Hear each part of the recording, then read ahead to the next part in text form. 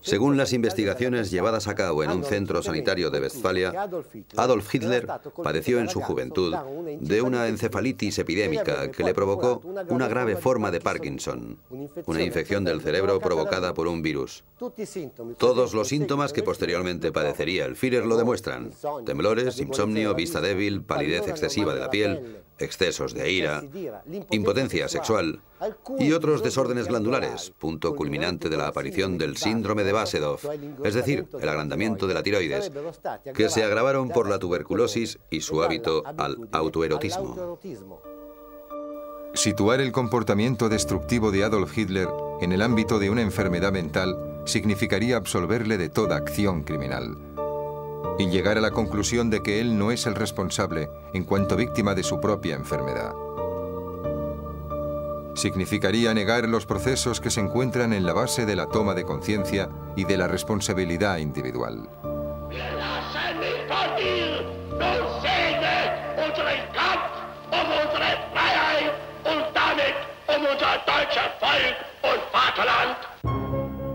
«1923. Solo asumo la responsabilidad del Putsch de Múnich», afirma Hitler en el proceso. La condena sería de 5 años y posteriormente llegaría la amnistía. Para Hitler, la fortaleza de Landsberg, más que una prisión, es un hotel de buena categoría. Ventanas con barrotes pero grandes, puertas abiertas. Lee mucho, se deja entrevistar por los periódicos y empieza a dar forma a su credo político. Mein Kampf, es decir, mi lucha. Mi mente está llena de proyectos. Desafortunadamente, cada uno de ellos choca con la dura constatación de que aún soy un desconocido. Adolf Hitler. La vida del Führer. Un guía, un pueblo, una nación.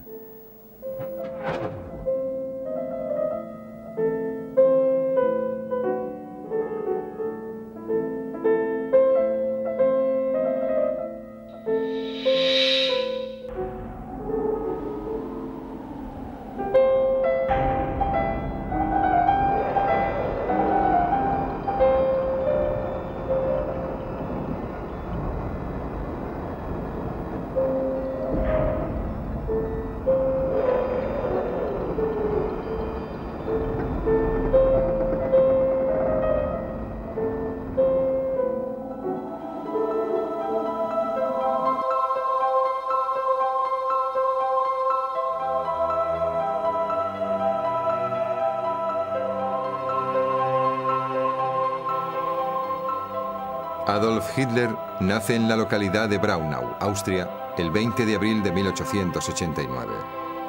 Su padre, Alois, es aduanero. Tiene más de 50 años, largos bigotes grises y sus ojos indagadores le dan un aspecto severo.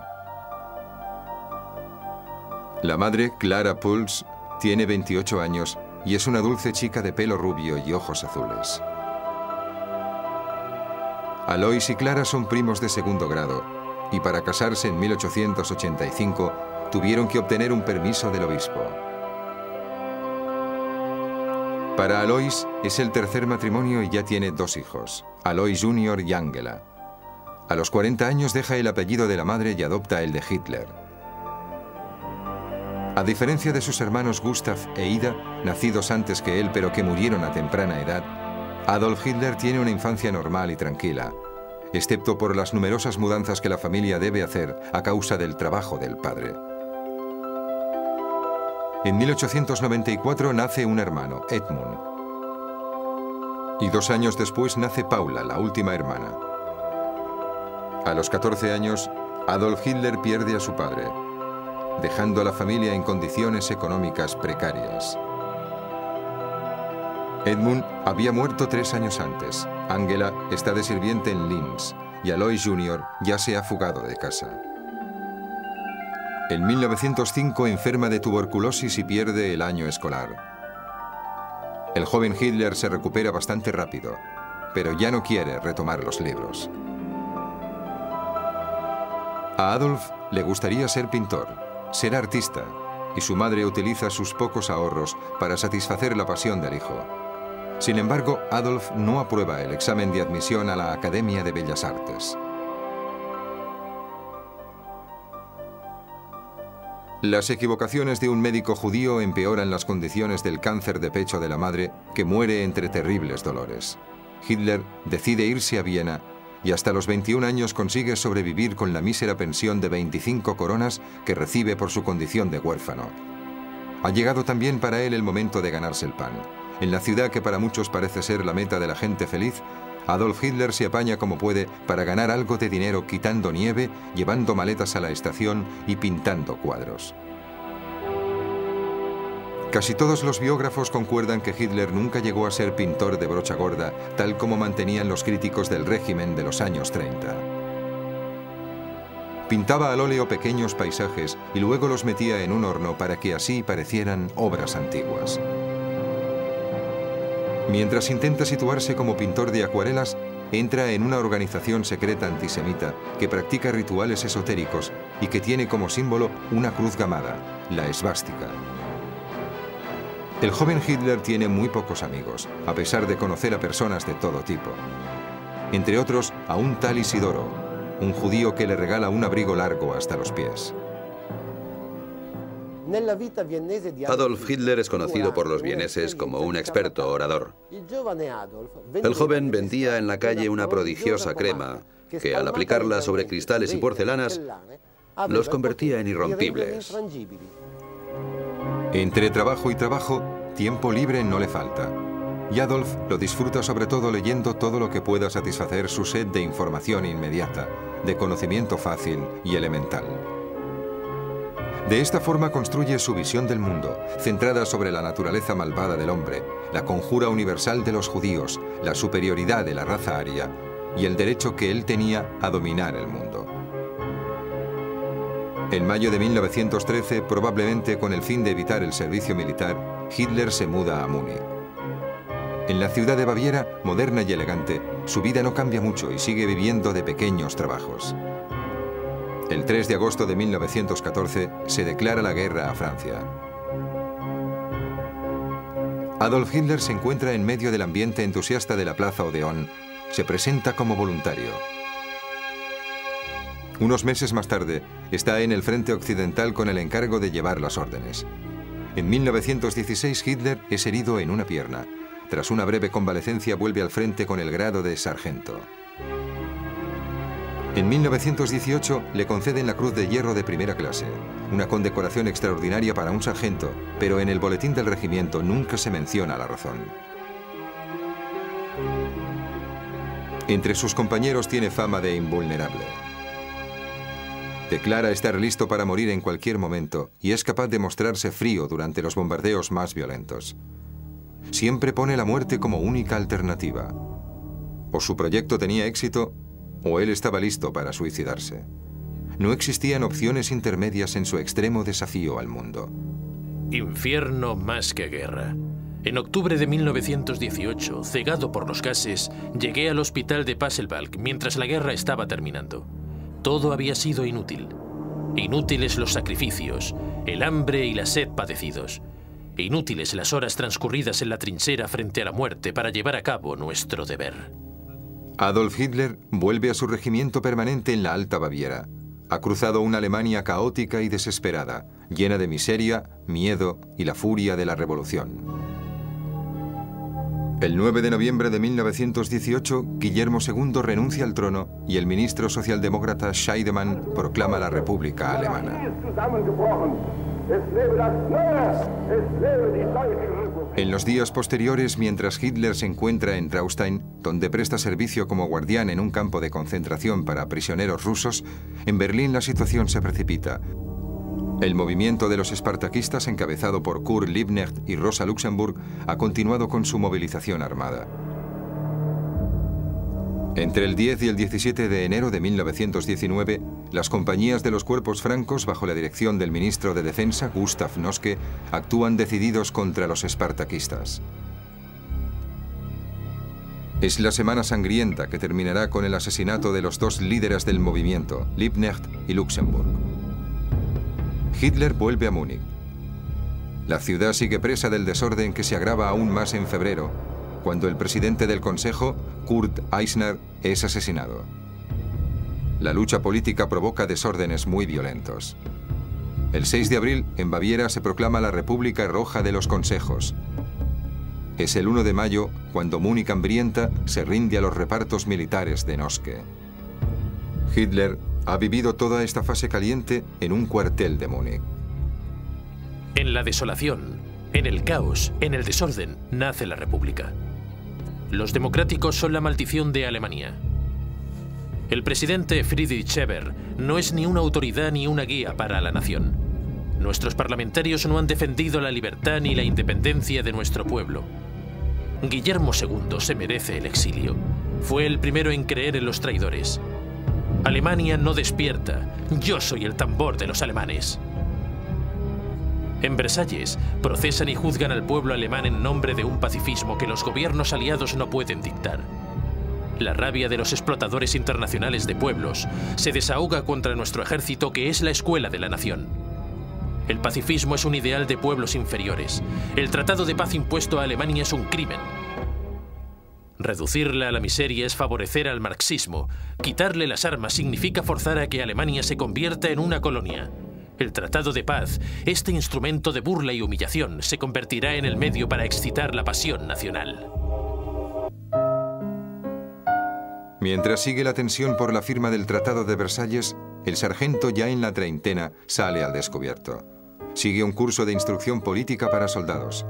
En septiembre, Hitler recibe el encargo de indagar sobre un nuevo y pequeño grupo político, el Partido de los Trabajadores Alemanes. Exaltado por los nuevos valores que proclama, se adhiere al partido. Miembro del comité directivo encargado de la propaganda, en octubre consigue que acudan más de 100 personas al mitin de la Hofbräuhaus. 200 en noviembre, casi 2000 en febrero de 1920, cuando ilustra los 25 puntos del programa. En abril, mes en que Hitler deja el ejército, el partido adquiere su denominación definitiva: Partido Nacional Socialista de los Trabajadores Alemanes. En menos de 6 meses, Hitler se convierte en su líder absoluto e indiscutible. El 1 de abril de 1920 se constituyó el Partido Nacional Socialista de los Trabajadores Alemanes. Un partido con un uniforme, con símbolos propios y escuadras de acción llamadas Sección de Asalto. En 1922, la SA ya cuenta con 6.000 efectivos y al año siguiente con más de 15.000. Enero de 1923, las tropas francesas invaden el Ruhr como represalia, porque Alemania todavía no había pagado las reparaciones de guerra a Francia. Francia, con la ocupación del Ruhr, ha violado el Tratado de Versalles de forma clamorosa. Es una incursión gigantesca. Deseamos que hubiera llegado el momento de la respuesta. Nuestra sección de asalto ya era una organización militar de combate, pero los burgueses confiaban en los demócratas y solo se preocupaban de acaparar los puestos de gobierno. El nuevo canciller Stresemann es el producto de la democracia. Practica la renuncia a la política de resistencia pasiva, incapaz de devolver la esperanza a las empresas y a los desempleados. Yo pensaba en un golpe de Estado. El general Ludendorff estaba de mi lado, pero su gran prestigio no bastó para impedir la hostilidad del ejército. Era la noche del 8 de noviembre de 1923, cuando di el anuncio revolucionario. Hoy mismo, aquí en Múnich, será nominado un nuevo gobierno y constituido un ejército nacional alemán. Propongo que sea yo quien asuma la dirección política del gobierno nacional. El deber del gobierno nacional alemán es el de organizar la marcha sobre esa pecaminosa Babel que es Berlín. El ejército no me apoyó y la policía abortó el intento antes de que se produjera. A las 11 de la mañana del 9 de noviembre, el golpe de Estado había terminado. Habíamos fallado. Sin embargo, nuestra idea había suscitado miedo y entusiasmo. Mi defensa en el proceso fue un acto de propaganda para el movimiento. Me recluyeron en la cárcel de Landsberg. Esa noche, ese día, decidí combatir con medios legales. Yo creo que llegará la hora en que las masas que hoy llenan las calles con nuestras banderas con la cruz gamada se unirán con las que les disparan. Alemania tiene que rebasar todas sus fronteras y convertirse en la fuerza dominadora de Europa.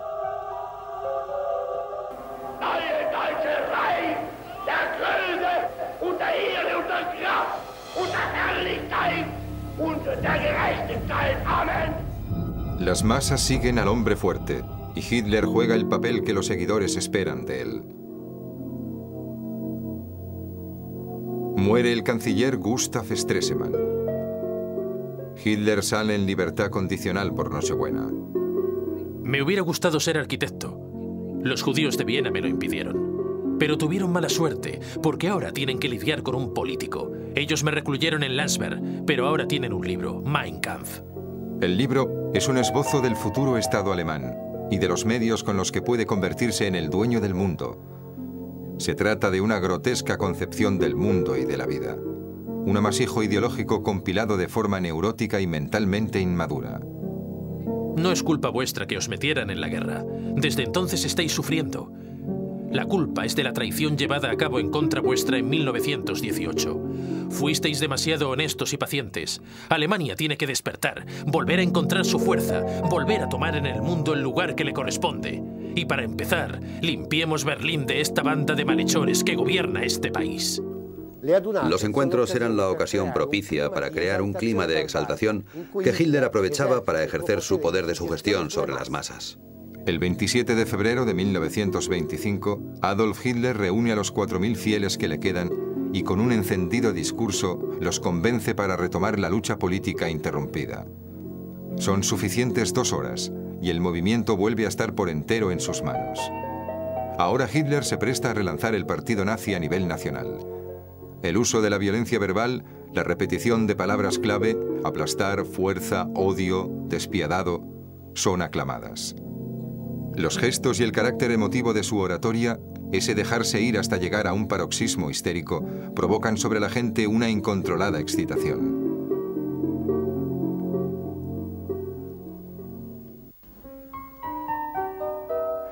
La crisis económica explota de repente en 1929.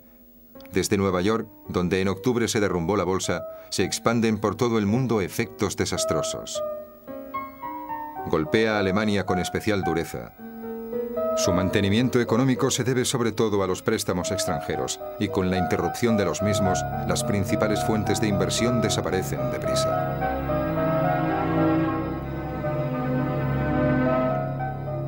Aumentan los desempleados, se derrumban los precios de los productos agrícolas.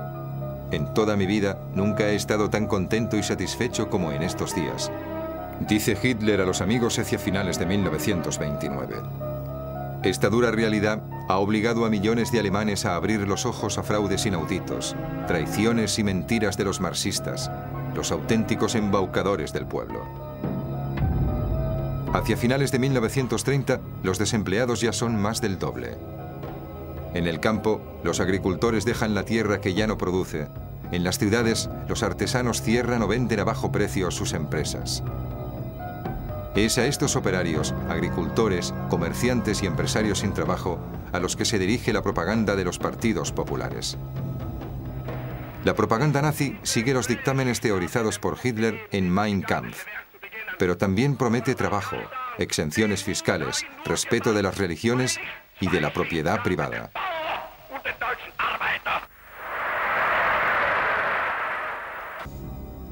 En los últimos meses del año 1931, la tensión política se agravó aún más.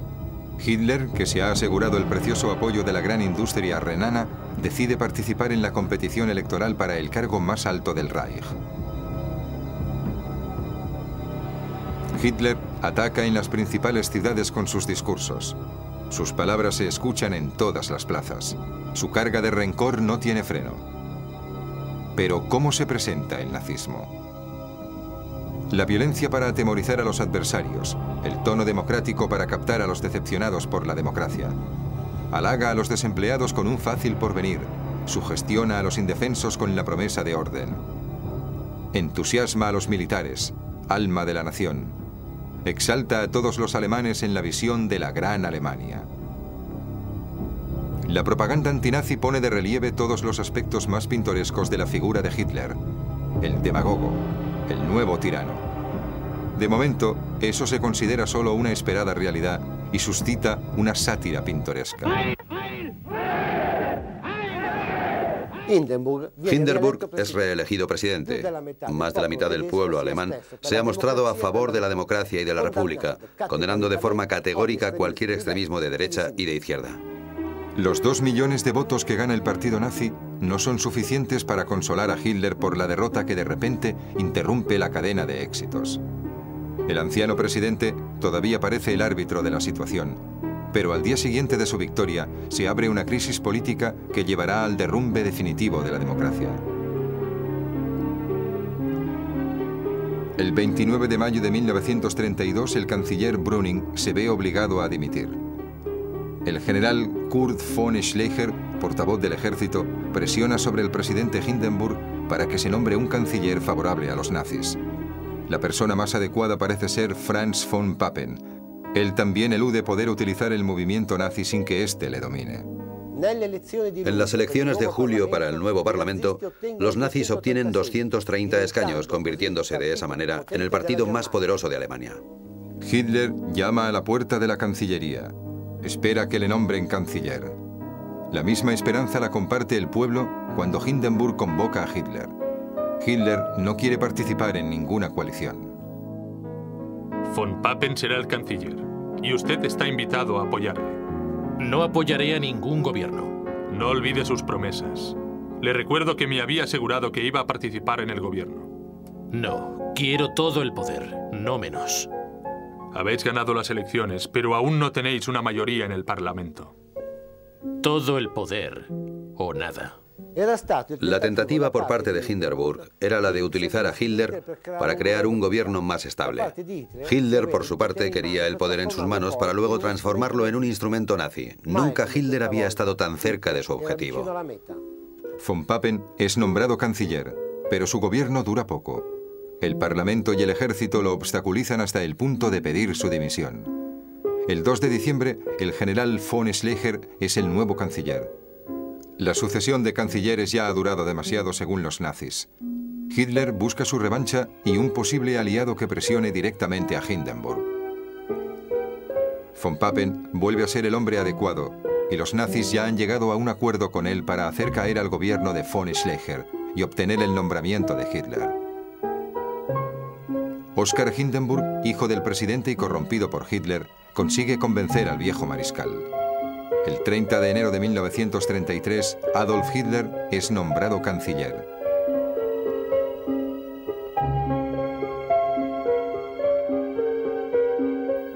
Para muchos alemanes solo se trata de una solución temporal a una de las muchas crisis políticas. Creen que con Hitler habrá un gobierno estable. Este es el final de la joven República Alemana. Diejenigen Elemente von der Einflussnahme auf die Gestaltung des Lebens der Nation fernzuhalten, die bewusst und mit Absicht dieses Leben negieren. Finalmente, puede presentarse ante las masas de Berlín al lado del presidente. Es el dueño del Estado. El encuentro más esperado por Hitler es con el ejército. Una cita para la que lleva años preparándose. Los oficiales uniformados de ceremonia saludan al ex sargento.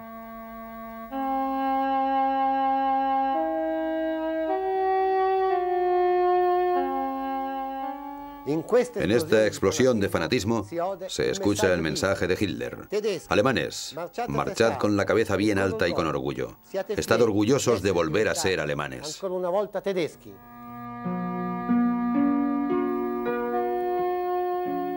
El primer acto del nuevo gobierno es disolver el Reichstag y recurrir a nuevas elecciones. La campaña electoral se desarrolla en un único sentido. El partido nazi ocupa prácticamente todo el poder. Todos los demás son sometidos a continuas amenazas e intimidaciones. El 27 de febrero de 1933 la violencia llega a su punto más alto. 3 matones nazis entran en el Parlamento y esparcen material inflamable. La sede del Reichstag es destruida. La propaganda se lanza sobre los comunistas acusados de haber preparado un golpe de Estado. Arrestan a muchos antinazis.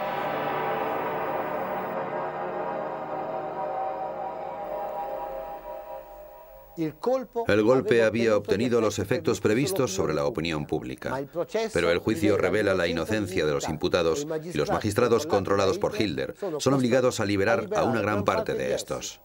Las elecciones del 5 de marzo se desarrollan en un clima de aparente normalidad. Con el incendio del Reichstag, los nazis tenían el pretexto para obtener plenos poderes. El 28 de febrero suspenden los derechos fundamentales del ciudadano establecidos en la Constitución de la República. El Partido Comunista es declarado ilegal, pero los socialistas también son objeto de medidas policiales, y su prensa tiene que suspender cualquier publicación durante la campaña electoral. Las encuestas dan a los nazis, junto con el Partido Popular Alemán, casi la mitad de los escaños del Parlamento. Se trata de las últimas elecciones formalmente reguladas del Reich. El 23 de marzo, Hitler consigue que el Parlamento apruebe la llamada Ley Delegatoria, que cede durante 4 años el poder legislativo a manos del Führer. Muchos diputados no están presentes en esta asamblea. Muchos de ellos, entre los cuales 80 comunistas y su jefe Thälmann, están en la cárcel. El gobierno abre a los partidos del Reichstag las puertas de la más cordial colaboración. Al mismo tiempo, tiene la intención de proseguir su camino, aun en el caso de rechazo o de hostilidades que pudieran surgir.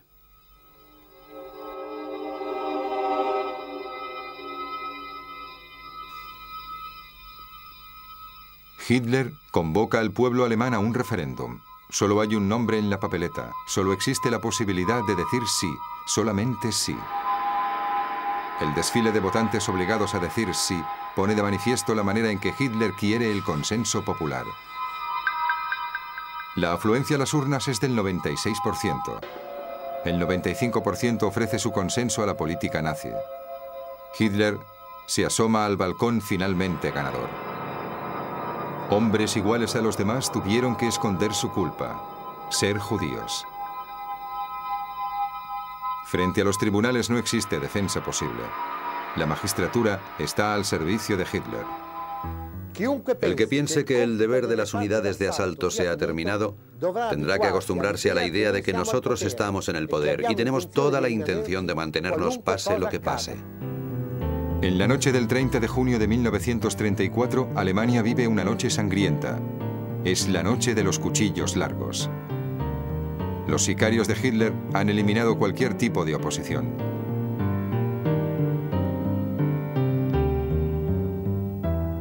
En su casa de campo, el presidente Hindenburg se está muriendo. Hitler está presente durante su agonía. Una hora después de la muerte de Hindenburg, se anunció que los cargos de presidente y de canciller iban a ser ostentados por Hitler. Es la mañana del 2 de agosto de 1934. Oficiales y gregarios del ejército alemán prestan juramento de fidelidad a su nuevo comandante supremo.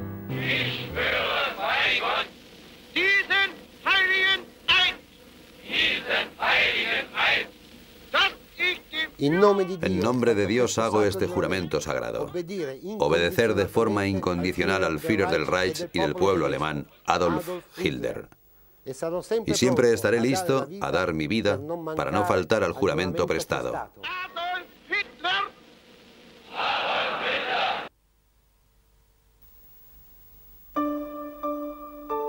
¿Tiene Adolf Hitler también origen judío? El mes de septiembre de 1935, el Reichstag convoca una sesión especial en Nuremberg para la aprobación de las leyes antijudías.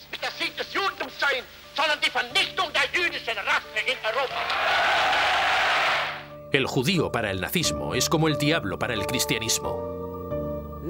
Según el árbol genealógico trazado por expertos nazis, la aparición de la familia de Hitler se remonta al siglo XV. El nombre se transcribe según varias grafías: Hitler, Huedler, Hutler, Hitler. Y el raro y extraño apellido Hitler se encuentra con más frecuencia entre los judíos orientales que entre los alemanes.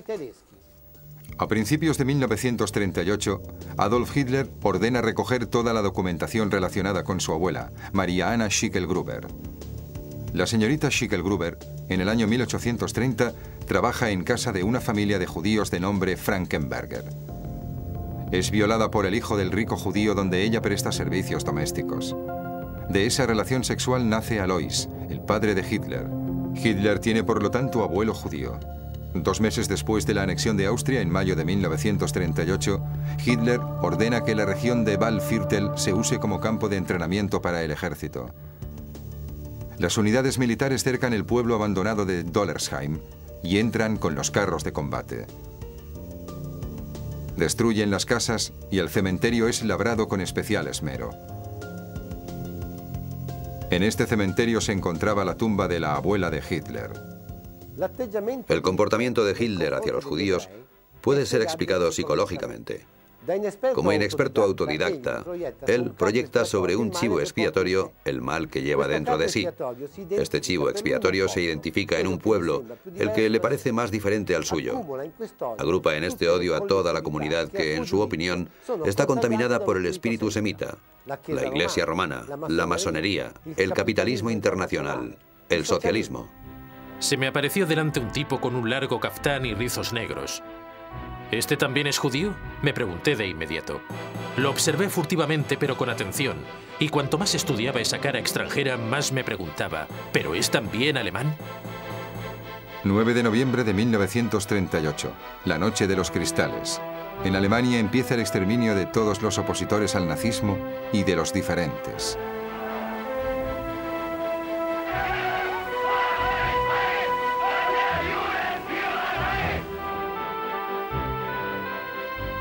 Queman las sinagogas, arrestan a los judíos y los envían a los campos de concentración.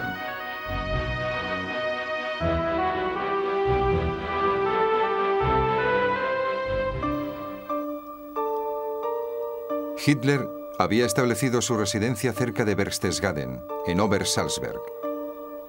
Al principio alquila la casa, más tarde, con el dinero de los derechos de autor de Mein Kampf, la compra. La casa, ahora llamada Berghof, es reformada según sus dibujos. Los días en Berghof son casi todos iguales. Hitler se levanta sobre las 11 y despacha con su secretario. Luego va a comer con una veintena de comensales. Los camareros son agentes de la SS. Después de la comida se reúnen en la sala de té, donde escuchan los monólogos de Hitler tomando el té con pastelitos hasta las 18 horas. 2 horas más tarde, la cena. Y después todo el mundo a la sala de estar. Aquí cada noche proyectan 2 películas. Y después se quedan hablando hasta el momento en que el Führer, ya muy tarde, decide retirarse. A Hitler solo le interesan sus deseos, sus pensamientos y sus esperanzas, y habla de ello ininterrumpidamente, excepto las veces que calla de golpe y se convierte en un solitario introvertido. Eva Braun, como de costumbre, llega al Berghof en un pequeño Mercedes blanco. Es una chica simple y poco llamativa. No muy hermosa, pero sí joven y bonita. Hitler la ha conocido en 1929 en el estudio del fotógrafo Hoffmann, donde Eva había visto a Hitler trabajando sobre su propia imagen. Nadie se preparaba tanto como él. Hitler tenía claro que un político tenía que ser también una estrella. En 1936, después de que la hermanastra del Führer, Angela, hubiera dejado Berghof, Eva toma su sitio como ama de casa y en la mesa se sienta a la izquierda de Adolf. Eva Braun había llenado el nido del águila con sus rubias hermanas y sus guapas amigas. Una corte tranquila donde un ambiente de despreocupado erotismo escondía la costumbre de ritos sexuales. Eva Braun también había intentado suicidarse, como todas las mujeres con las que Hitler había tenido relaciones. A pesar de esto, el clan Braun tiene un objetivo bien definido: conseguir que Eva se convierta en la mujer del Führer. En apariencia, Adolf parece un tipo controlado y amable, pero su verdadera naturaleza es violenta y agresiva. A pesar de sus pasiones primarias, intenta pasar por un caballero bien educado y conciliador. Sin embargo, posee formas violentas, inesperadas, agresivas y autoritarias que intimidan a sus interlocutores. Toma pastillas continuamente, sobre todo de eucalipto. Es un maniático de los medicamentos, excitantes, somníferos, antigripales y vitaminas. El mito de Hitler consagrado a grandiosos ambientes wagnerianos se pierde en la vida privada de su séquito, donde aparece un ambiente de poca monta, insulso y árido.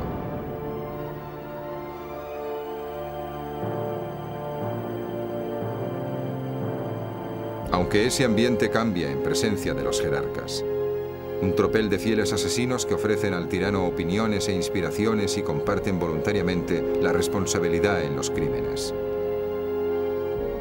Si envío a la flor de la juventud a la tempestad de la guerra que se prepara sin sentir el más mínimo reparo por la preciosa sangre alemana que se está derramando, ¿no debo tener derecho a eliminar a millones de personas de raza inferior que se multiplican como insectos nocivos?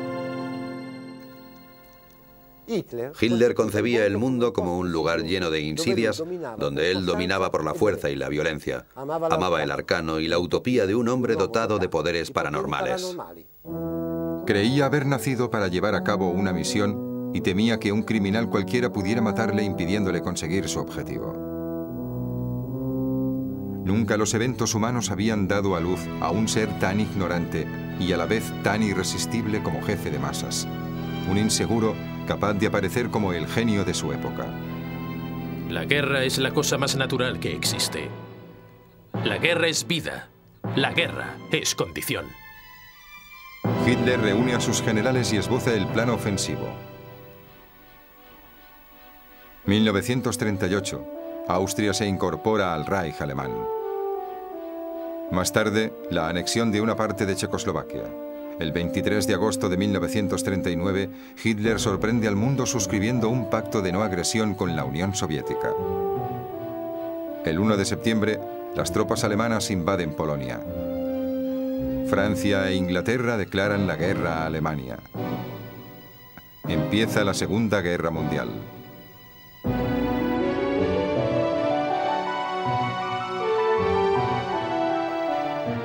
La política es un permanente estado de guerra. La guerra constituye el objetivo final de la política. Y la política consiste en asegurar el espacio vital necesario para el pueblo. Y se puede conquistar y conservar solo mediante la lucha. En 3 semanas, la Wehrmacht desbarata Polonia. En 2 meses invade Noruega, Dinamarca, Holanda, Bélgica, Luxemburgo y Francia, que en junio de 1940 firma el armisticio. Hitler colecciona una victoria tras otra. Está en el cenit de su carrera. El único obstáculo que se interpone a su victoria total en Occidente es la invicta Inglaterra. Inglaterra es una pesadilla para Hitler. Gracias a su estrecha red de relaciones internacionales, ya recibía apoyos cada vez más importantes de otras potencias. Y Hitler, mediante una jugada difícil de explicar, ataca a la Unión Soviética y regala a Inglaterra la fuerza de un nuevo aliado. El pacto de no agresión firmado 2 años antes entre Alemania y Rusia ya no tiene valor para Hitler. Tiene que ser una lucha de destrucción. Los generales tienen que autoimponerse el sacrificio de sus escrúpulos. El 22 de junio de 1941, sin previa declaración de guerra, Alemania envía sus tropas contra la Unión Soviética. Se trata de la Operación Barbarroja. Hitler estaba convencido de que la campaña militar duraría solo unas semanas y que terminaría con la conquista de un enorme territorio en Oriente. Cree que Inglaterra se doblegará, que Estados Unidos callará y que el mundo lo exaltaría.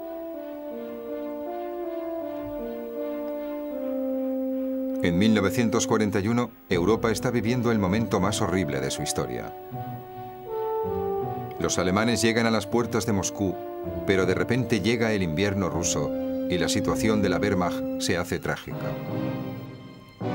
Prohíbo rendirse. Hay que mantener las posiciones. 2 de febrero de 1943 se derrumba lo que queda del 6º ejército alemán en Rusia. Hitler, frustrado por las derrotas, toma cada vez más medicamentos. Ya no puede soportar las luces fuertes y tiene problemas de equilibrio. Más tarde, llegan los dolores de cabeza, la ictericia y el dolor de muelas. Después de la derrota de Stalingrado, su mente está regida por imágenes de derrumbe, escenográficas y apocalípticas a la vez. Sus discursos se convierten en monólogos y su audiencia está obligada a mantenerse despierta hasta la madrugada a causa del empeoramiento del insomnio del jefe. Ya solo consigue entender las relaciones humanas en clave jerárquica. Su nivel de vida se hace cada vez más modesto. Solo las medicinas y las drogas le permiten gestionar los deberes aplastantes que le corresponden y su estrategia ya solo se reduce a un par de palabras: resistencia a ultranza. Hitler, bajo la influencia de un delirante odio ideológico, sigue impertérrito su obra de genocidio. Los trenes para ganado de la SS transportan el cargamento humano con destino a los campos de exterminio. De los 6 millones de judíos no quedará huella. Hitler rechaza toda oferta de negociación, incluso la proposición de Moscú de restablecer los confines entre Rusia y Alemania tal y como eran 2 años antes. En la mente del Führer ya no queda alternativa entre la victoria y el derrumbe total. 1944. Los aliados están cerca. Hitler está obligado a defenderse en todos los frentes.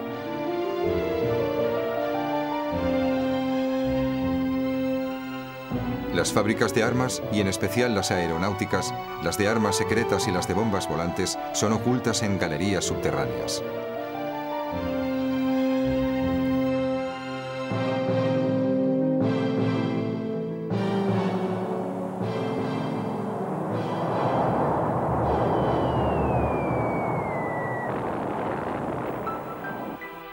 Allí trabajan en condiciones lamentables prisioneros sacados de los campos y judíos destinados al exterminio.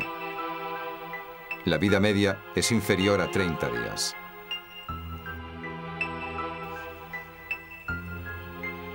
Cuando los rusos entran en territorio alemán, Hitler padece un ataque al corazón y desde ese momento es un sinfín de sudores, vértigo, siendo cada vez más visible el temblor de sus manos. El 20 de julio de 1944 se salva milagrosamente de un atentado perpetrado por algunos oficiales del Estado Mayor.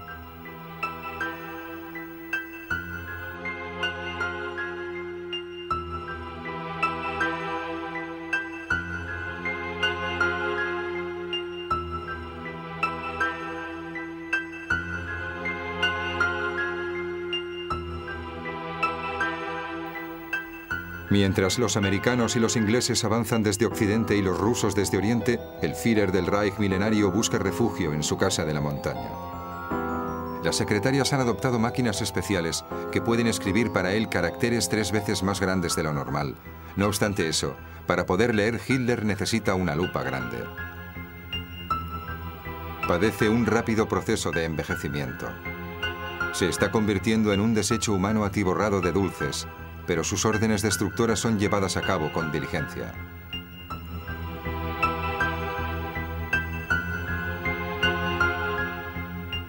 Indiferente a las dramáticas noticias que le llegan desde todos los frentes, el 12 de diciembre de 1944, Hitler contraataca.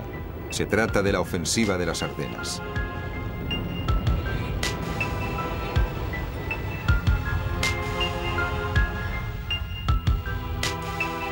En el Berghof, Hitler ordena quemar todos los documentos. Yo soy el Führer, y no he nacido solo para defender mi corte en la montaña. El 16 de enero de 1945, Hitler busca refugio en el búnker construido en la Cancillería del Reich de Berlín. Se trata de un cubo de cemento a 12 metros de profundidad. Allí vivirá el Führer durante los últimos meses de la guerra y de la resistencia. Y allí se cumplirá la catástrofe y la derrota total del Tercer Reich. El búnker está dividido en 2 niveles. La planta superior con un estrecho pasillo sobre el que dan las habitaciones del personal de servicio. El mobiliario es básico. La iluminación se desprende solo de bombillas que hacen que el ambiente parezca fantasmal. El olor a orina es fuerte y la humedad sofocante. Bajando una escalera de caracol se llega al verdadero refugio de Hitler. También la habitación del Führer está amueblada de forma modesta. El 20 de abril de 1945, Berlín se encuentra bajo el enésimo ataque. El aire está lleno del humo de los incendios. Hitler, en el jardín detrás de la Cancillería, condecora a los extenuados soldados de ese ejército que había dominado Europa.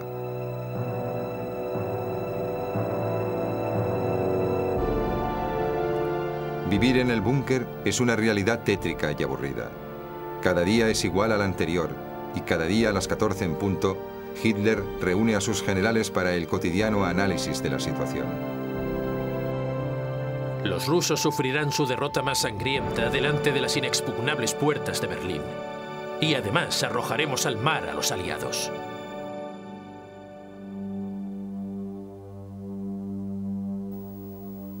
La inclinación a buscar señales y esperanzas más allá de lo racional crece con la sucesión de los eventos. Mientras los americanos llegan a los Alpes y Viena es conquistada por los rusos, en el búnker se estudia la conjunción de los planetas y se encomiendan respuestas a los astros. Frente a las cartas, Adolf Hitler juega nerviosamente con los lápices. Su capacidad de fascinar a la audiencia parece haber desaparecido. Con una idea ya distorsionada de la realidad, ordena el desplazamiento de ejércitos que ya no existen. Planea batallas decisivas que nunca se afrontarán. El 20 de abril de 1945 es el 56 cumpleaños de Hitler. Al búnker también ha llegado Eva Braun. Los jefes de las Fuerzas Armadas y del partido nazi rinden homenaje a su comandante supremo. Las botas brillan y las condecoraciones también, aunque todos los asistentes tienen el rostro trastornado. 22 de abril. Las vanguardias del Ejército Rojo están en Berlín. Hitler desahoga su furor sobre el Estado Mayor. Entonces todo ha cambiado. La guerra está perdida. Pero si ustedes piensan que dejaré Berlín, se equivocan. Antes me pego un tiro en la cabeza. Sois todos unos traidores, unos perros traidores. El fuego de la artillería rusa hace temblar su refugio. Poco a poco, todos empiezan a delirar. Los licores corren como ríos. Para saber hasta dónde ha llegado el enemigo, se llama por teléfono a diferentes puntos de la ciudad, para escuchar si quien contesta habla alemán o ruso. 25 de abril. Los ingenieros del Ejército Rojo cortan el último cable de teléfono subterráneo. Ahora el Führer está totalmente aislado. Tenso y preocupado, Hitler se mueve por el búnker. No habla con nadie. Mira fijamente a los militares que pasan cerca de él, ausente. 28 de abril. Hitler ordena que preparen la sala de conferencias para una ceremonia. Los asistentes localizan en medio de la batalla a un concejal del Ayuntamiento de Berlín. Es poco más de medianoche. Adolf Hitler y Eva Braun declaran ser de pura raza aria y no tener enfermedades hereditarias. La boda se celebra mediante el ritual más corto. 30 de abril de 1945, las tropas soviéticas se encuentran a 200 metros de la Cancillería. El Führer se muestra indiferente, ya ha decidido. Él y Eva Braun no caerán en manos del enemigo con vida. Al final de mi vida terrenal, he decidido casarme con esta mujer, que después de largos años de fiel amistad, ha llegado a compartir mi destino. Según sus deseos, me seguirá hasta la muerte en calidad de esposa. Por propia voluntad, queremos dejar de existir en el lugar donde he llevado a cabo gran parte de mi trabajo diario.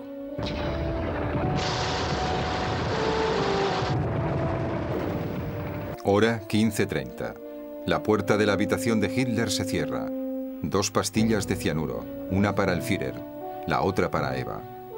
Apenas un minuto después, un disparo de pistola. Se dispara a la sien con su arma. A los suyos les había dicho: quiero estar seguro de que voy a morir.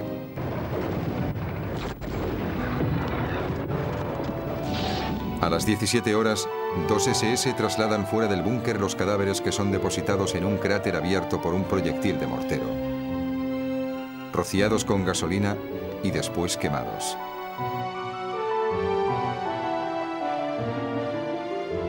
Un grupo de soldados rusos iza la bandera roja sobre el tejado de la Cancillería.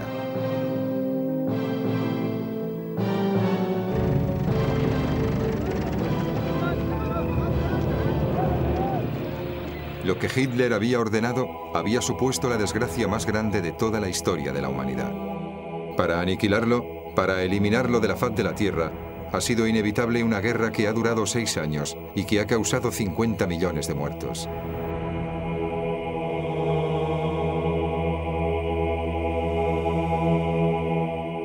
Hitler ha muerto. Fuera del búnker, los rusos recomponen el cuerpo de entre los escombros y enseñan al mundo su trofeo, pero saltan las dudas. Se habla de un doble, de impotencia. Una leyenda cuenta que Hitler, cuando era niño, había perdido un testículo a causa de la mordida de un cabrito.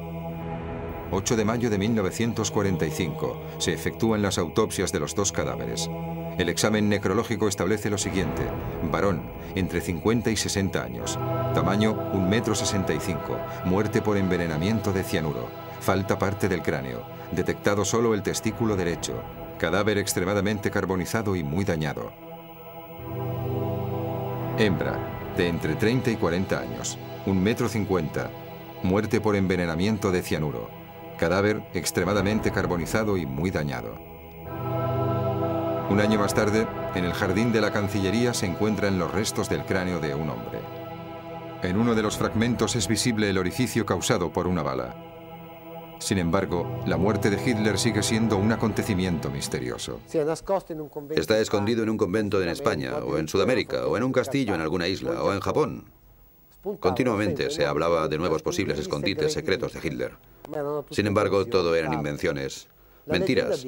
La leyenda de Hitler vuelve en 1967 con la noticia sobre una sociedad de autoexiliados en Angola, en medio de la jungla.